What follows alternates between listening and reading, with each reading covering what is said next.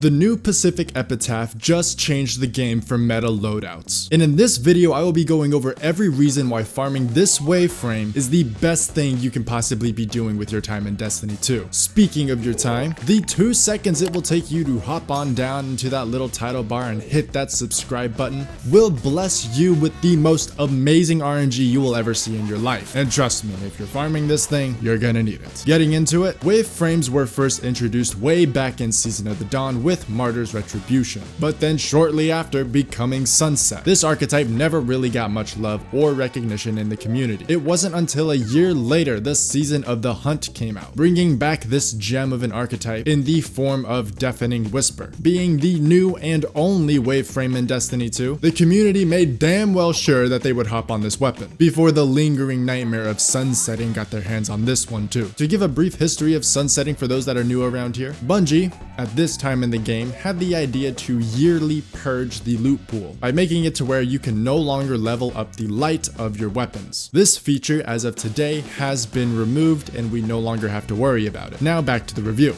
After the Season of the Hunt, not one more wave frame would drop for the entirety of the Beyond Light expansion. It wasn't until the Witch Queen expansion where Bungie really decided to roll these on out, meaning just 2. One whole wave frame more than the previous year. And Bungie did not hold back on these weapons perk pools. Explosive Personality, that was seen to be the must-have for every loadout, with the no-brainer perk of autoloading holster, and the devastating returns of either having Disruption Break for that tag team 50% increase in kinetic damage, or Frenzy for that passive 15% increase in damage, along with its origin trait Land Tank. This will reward the player a stacking buff of 3 tiers to the resilience stat, along with an additional 5% of damage resistance to top it all off. And people thought that this GL was the top pick until 2 weeks later when the Vow of the Disciple raid came out, bringing the brand new and possibly current champion of the wave frame grenade launchers, Forbearance. This rolled the absolute god roll, Genesis and Wellspring.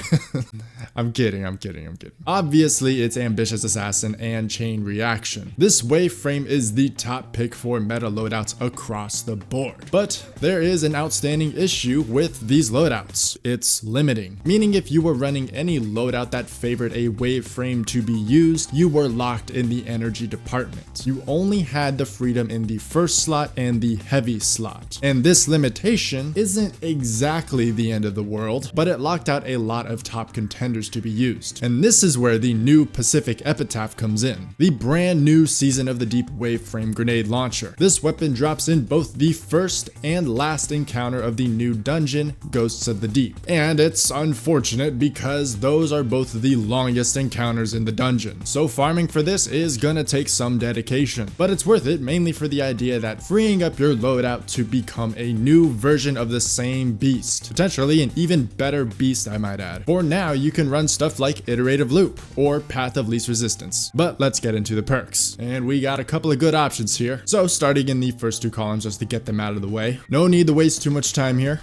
But for the first column, Quick Launch, and for the second column, High Velocity Rounds. Main 2 reasons is just to max out that velocity and reload speed. But the handling that you get from Quick Launch is no joke as well. 3 ideal stats that you want on your wave frames. Now over to the third column. For my own personal opinion, and because I am such a simp for it, it will be Lead from Gold, the tried and true perfect perk for double special builds. Especially since the wave frame is seen as the main source of ad clearing, it's gonna need the extra help in the ammo department, and double special builds produce heavy like literally no one's business. But I have heard the argument for perpetual motion. Intrinsically, as you play the game, you're obviously moving around. So to some, it would be a no-brainer to just synergize with what you do all day long inside of Destiny 2 and get a buff at your reload speed as you do. So that option is not half bad either. Now lastly, of course, we have Reliable Demolitionist. Can't really go wrong with the extra grenade energy. Now moving on to the final column.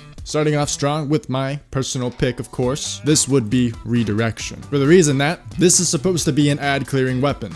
And if you're defeating ads, you will gain stacks and stacks of redirection for when you meet the occasional yellow bar enemy. They might as well just be another red bar, as you will be doing 100% more damage to specifically them. And that's why it is my top pick. Now, I'm gonna give you a second god roll here. And by no means is this my top pick, but if I were to see someone running it, I would understand, because it's not that bad of an option. It would be Demolitionist with Pugilist. I have not gotten this roll, so no footage, but just imagine every enemy you defeat, you will receive energy for both your grenade and your melee. And in an environment like the Ghost of the Deep dungeon, where the rooms are very enemy dense, one shot from this grenade launcher could just keep all your abilities up constantly. And that's pretty much all I have for you guys. If this video was by any means helpful, insightful, maybe just straight up entertaining to watch, then please consider hitting that like button and subscribing.